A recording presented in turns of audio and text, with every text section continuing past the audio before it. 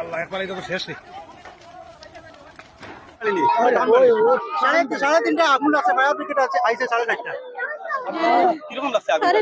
Current বউটো তাকিল আছে, বউটোর উপরে আগুন ধরছে আগে। কইলা ওই বাদে সিক্সিলা দেওয়া হইছে, মানুষ আইছে না তো আইয়ানি বাইতে পারছই না।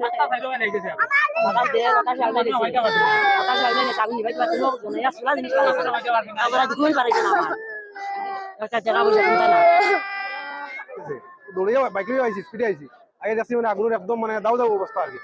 আর এমন একটা পরিস্থিতি, কিছু স্থানীয় মানুষের জল ছিটাছিটি করিয়া চেষ্টা করছে, 50-60 জন মানুষের খুব চেষ্টা করছেন আগুনটা নিবানি লাগিয়া। ফায়ার ব্রিগেড তাইতেও দেরি হয়েছে। আর এরপরে তো দলিয়া চোখের সামনেও নিজের সব দলিয়া একদম সরকার হয়ে গেছে। ফায়ার ব্রিগেড তো মোটামুটি আগুন লাগার ঘন্টা অনেক করে হচ্ছে, আগুন লাগার ঘন্টা অনেক করে হচ্ছে। আর যে পরিবারটা এই গোড়টা জ্বলছে, পরিবারটা আর্থিকভাবে একদম পিছিয়ে পড়া পরিবার, দুর্বল পরিবার। আর মানে একদম অসহায় হয়ে গেছে, সবকিছু দলিয়া সরকার হয়ে গেছে, কাগজপত্র সবকিছু শেষ। 5:30টার সময় আমরা খবর পাইছি জামালপুরে একটা, প্রথমে আমরা শুনছি শ্যামাচরণপুরে অগ্নিসংযোগ হয়েছে।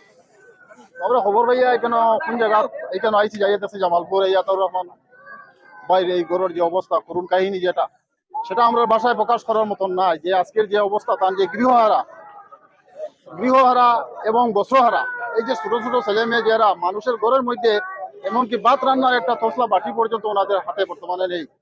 তো আমাদের সেইগুলা কথা আমাদের ভাষায় প্রকাশ করার মতন নাই। তো যেহেতু আমরা এসেছি, গ্রামের মানুষও এসেছি, কিন্তু আমাদের একটা কথা যে সঠিক সময়ে যদি এই ফায়ার ব্রিগেডটা চলে আসতো, তাহলে হয়তো এই পরিবার আরো একটু বেঁচে যেত, সামান্য হয়তো ক্ষতির সম্মুখীন হতো।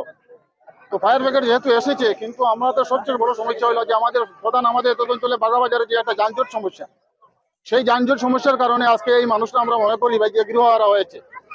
এই বাজারে যদি যানজট যদি থাকতো না, তাহলে নিশ্চয়ই ফায়ার ব্রিগেড অন্তত পক্ষে আরো 1 ঘন্টা বা আধা ঘন্টা আগে আসতে পারতো।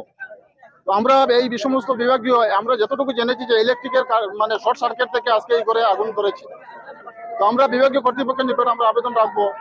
আমরা তো এলাকার প্রতিনিধি হিসাবে আমাদের সামর্থ্য অনুযায়ী আমরা যেগুলা ওনাদেরকে সাহায্য করার আমরা চেষ্টা করব, এবং এই সমস্ত বিভাগীয় কর্তৃপক্ষের নিকট আমরা আবেদন রাখছি, ওনারা যাতে প্র্যাকটিক্যালি এসে সরজমিন তদন্তক্রমে এই অসহায় পরিবারের সাথে আমরা সবাই যেন দাঁড়িয়ে ওনাদেরকে যাতে যেটুকুলো সামর্থ্য অনুযায়ী আমরা সাহায্য করতে পারি, এইটুকু আবেদন আমরা রাখছি।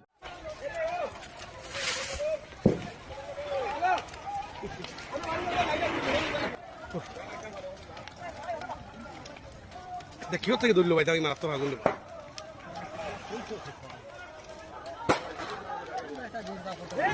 শেষ।